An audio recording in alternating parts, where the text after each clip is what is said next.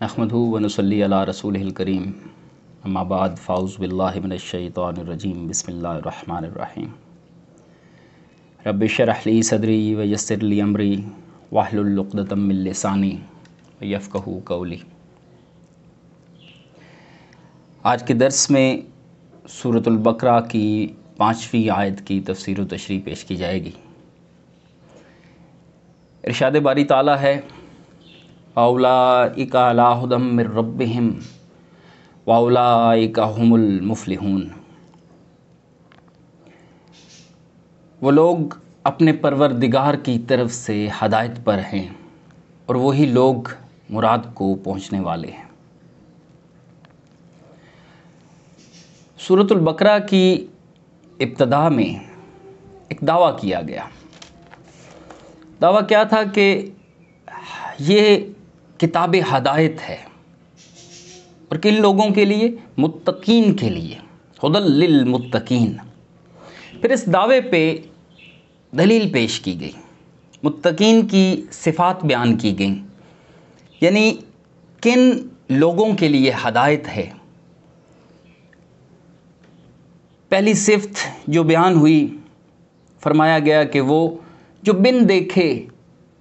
बिन देखी चीज़ों पे ईमान लाते हैं, गैब पर ईमान रखते हैं, फिर इबादात का सही पास रखते हैं। उन्हें जैसे हुक्म दिया गया है, जैसे शरीयत मुताहरा ने जो हदूद व क़यूद मुकर्रर की हैं, उनका पास रखते हुए इबादात को सरअंजाम देते हैं, नमाज़ों को कायम करते हैं, ज़कात देते हैं, हज करते हैं।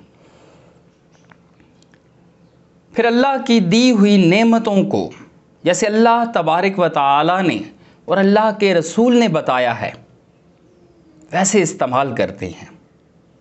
जायज़ और हलाल ज़रिए से रिज़्क़ कमाते हैं, फिर जायज़ और अहकामाते बारी ताला के तहत उसको ख़र्च करते हैं। इसी तरह अपनी तमाम तर जिस्मानी, बदनी, रूहानी, तमाम तर दिमागी सलाहियतों को बुरुए कार लाते हैं, दीन की तरवीज व तबलीग में अपना किरदार अदा करते हैं। फिर उसके बाद जो एक अहम बात बयान की गई कि वो न सिर्फ़ कुरान बल्कि हदीस पर भी ईमान रखते हैं, क्योंकि फरमाया गया उनज़िला इलैका, जो आप पे नाजिल किया गया। और उसकी 2 सूरतें हैं, वही मतलू और वही गैर मतलू, कुरान और हदीस। जिसका मतलब ये हुआ कि वो पूरे के पूरे अहकामाते शरीयत, पूरी की पूरी शरीयत मुताहरा जो हज़रत मोहम्मद सल्लल्लाहु अलैहि वसल्लम के ज़रिए से हम तक पहुँची, उसको न सिर्फ़ कौल से बल्कि अपने अमल से भी मानते हैं। यानी ना सिर्फ़ ज़बान से बल्कि अमलन उसे इख्तियार करके साबित करते हैं कि हम इस पे यकीन रखते हैं। और फिर जो आप अलैहिस्सलातु वस्सलाम से पहले नाज़िल किया गया, यानी तौरात, ज़बूर, इंजील और दीगर तमाम सहाइफ़, उनको भी हक़ मानते हैं। और सबसे अहम बात जो आखिर में ताकीदन दोबारा फरमाई गई, जो पहले ईमान बिल गैब में गुज़र चुकी थी लेकिन फिर ताकीदन दोबारा उसका ज़िक्र आया, वो अक़ीदा आखिरत है। अक़ीदा आखिरत पे यकीन रखें, और यकीन तब होगा जब इनका अमल इसकी गवाही देगा, जब इनके अमल से पता चलेगा कि इस बंदे को यकीन है कि इसने इस दुनिया से एक दिन कूच करना है। फिर उसका ठिकाना कब्र होगी, उसका ठिकाना बरज़ख होगी, वहाँ पे एक महदूद वक्त के लिए उसने रहना है। और फिर एक दिन रोज़े महशर उसको दोबारा उठाया जाएगा और अल्लाह के हजूर पेश किया जाएगा, मीज़ान होगा, हिसाब व किताब होगा, जज़ा व सज़ा होगी, जन्नत व दोज़ख की तकसीम होगी। जब इस सारे मामले का यकीन होगा, इसलिए यहाँ पे फरमाया गया कि वबिल आखिराति हुम यूक़िनून, यानी यकीन रखते हैं। तो जब ये अमल, ये सारा मामला उसके यकीन में होगा तो उसका अमल हर वक्त उसकी गवाही दे रहा होगा, वो हर वक्त उस आखिरत की तैयारी में लगा होगा, उसने हर वक्त अपने आप को आखिरत की तैयारी में मसरूफ़ कर रखा होगा।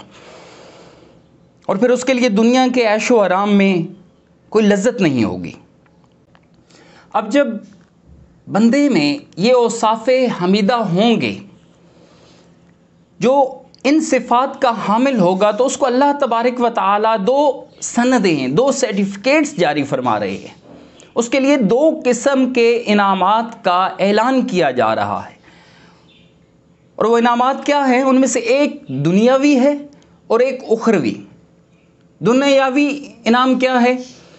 کہ یہ جو اوصاف رکھتا ہوگا وہ سیدھے رستے پر ہے، وہ صراط مستقیم پہ ہے، وہ ہدایت پہ ہے اپنے پروردگار کی طرف سے۔ اور اخروی انعام یہ ہے کہ جب ان اوصاف کے ساتھ اس نے ہدایت پر زندگی گزاری تو اب وہ کامیاب ہو چکا، اب وہ اپنی مراد کو پہنچ چکا، وہ فلاح پا گیا۔ اب وہ خوشی خوشی اس دنیا سے کوچ کرے گا، اس کی قبر جنت کا باغ ہوگی، وہ روز محشر سرخرو ہو کر جنت میں داخل ہوگا، جہاں سے انبیاء، صادقین، صالحین اور شہداء کا ساتھ نصیب ہوگا، اور جنت کی سب سے بڑی نعمت دیدار باری تعالیٰ نصیب ہوگی۔ ایک اور اہم بات جو اس آیت کے الفاظ سے سمجھ آتی ہے وہ یہ ہے کہ ہدایت من جانب اللہ ہے، کیونکہ فرمایا گیا کہ اولئک علی ھدی من ربہم۔ حالانکہ اعلیٰ ھدی پہ بات تمام ہو گئی تھی، لیکن مزید تشریف فرما دی کہ یہ ہدایت پر ہیں، لیکن اپنے رب کی طرف سے، کہ کوئی یہ نہ سمجھے کہ یہ ان کے اپنے اوصاف کا کمال ہے، یہ ان کا ذاتی کمال ہے، یہ ان کی ذاتی محنت، ذاتی کوشش ہے، بلکہ یہ ان کے پروردگار کی طرف سے ہے، من ربہم۔ یہاں پہ یہ سوال بھی اٹھتا ہے کہ اگر ہدایت اللہ کی طرف سے ہے تو پھر بندے کا معاملہ کیا ہے؟ اس کا جواب خود قرآن کریم نے ارشاد فرما دیا۔ سورۃ الشورى میں آیت نمبر 13 میں ہے، یہدی الیہ من ینیب، جو اس کی طرف رجوع کرے اسے اپنی طرف راستہ دکھا دیتا ہے۔ یعنی ہدایت ان کے لیے ہے جن میں انابت ہو۔ یہ انابت کیا ہے؟ یہ نہا خانہ دل میں اٹھنے والی ایک خواہش، ایک کسک، ایک طلب ہے جو بندے کے اختیار میں ہے، باقی سب اس کی عطا ہے، باقی سب اس کی طرف سے ہے۔ سورۃ العنکبوت کی آخری آیت میں ارشاد ہوتا ہے، الذین جاہدوا فینا لنہدینہم سبلنا، اور جو لوگ کوشش کرتے ہیں، مشقت برداشت کرتے ہیں، تگ و دو کرتے ہیں ہمارے لیے، یعنی مجھے پانے کی کوشش کرتے ہیں۔ اللہ تبارک تعالیٰ فرما رہا ہے فینا، میری ذات کو، مجھے پانے کی کوشش کرتے ہیں، ہم ان کے لیے راستے کھول دیتے ہیں، ہم ان کے لیے سبب، اسباب جو ہیں ان کو مہیا کر دیتے ہیں۔ تو اس سے یہ بات سمجھ آئی، اس سے یہ پتہ چلا کہ بنیادی طور پر ہدایت اللہ تبارک و تعالیٰ کی طرف سے ہے۔ ہاں، اس کے لیے مشقت برداشت کرنا، اس کے لیے تگ و دو کرنا، اس کے لیے کوشش کرنا، یہ بندے کے ذمہ ہے، یہ بندے کے اختیار میں ہے۔ اس کا اختیار ہے کہ وہ پہلی جو چیز، پہلی جو بات، انابت، خواہش، کسک رکھے، پھر اس کے لیے تگ و دو کرے، اس کے لیے محنت کرے، اس کے لیے کوشش کرے، اور پھر جو اگلا معاملہ ہے کہ کس کو کتنا، کہاں سے اور کیسے عطا کرنا ہے، یہ اللہ تعالیٰ کا معاملہ ہے، یہ اللہ تبارک و تعالیٰ کی عطا ہے۔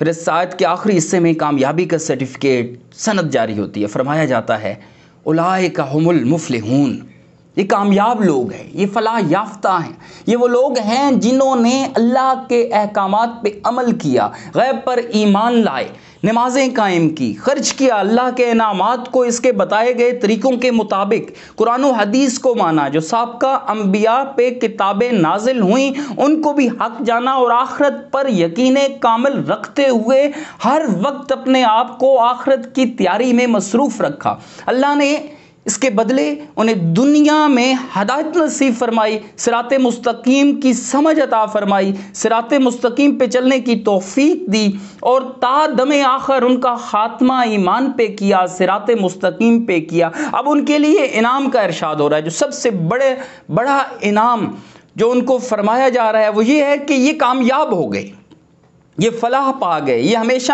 کا سکون پا گئے، اور جنت کی نعمتیں ان کی منتظر ہیں۔ یہاں تک متقین کی صفات کا بیان تھا، مومنین کی صفات بیان ہوئیں، اور پھر اس پہ دنیاوی اور اخروی اجر بیان ہوا۔ اگلی آیات میں